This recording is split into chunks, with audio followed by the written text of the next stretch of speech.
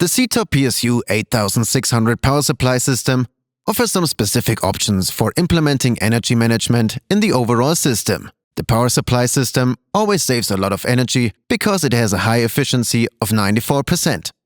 It differs from conventional power supplies as a result of two special features. One feature is that outputs can be specifically shut down, and the other is that the voltage and current of each output are sensed. Continuously measuring voltage and current ensures that the energy flow in the complete control circuit is transparent. Based on this transparency, for example, the increased energy consumption of a faulty load or consumer can be identified, for instance, as a result of an overload, as in the case of our motor. Our demonstration also shows how you can save energy by shutting down large consumers without completely running down the system.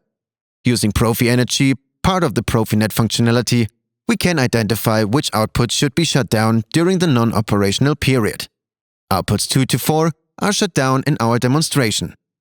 I now press on pause and we can see that the only first output for the PLC and the IPC remain active.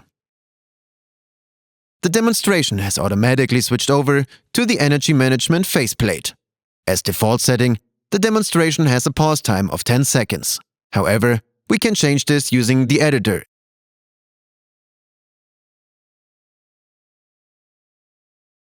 and start the pause from the faceplate.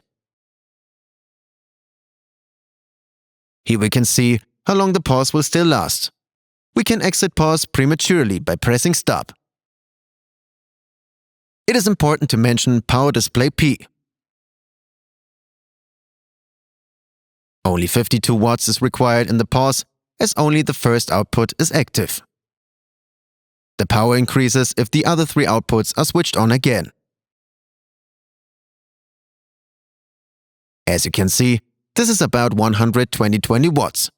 If we now increase the fan speed by increasing the voltage, then we can clearly see how the power consumption also rises. And if we bring the motor into an overload condition, then of course the power increases as well.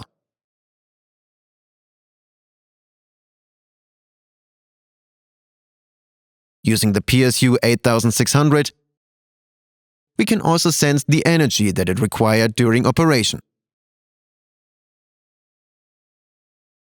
Because this doesn't make too much sense in this demonstration and would also be quite time-consuming, we are only showing a fixed value here.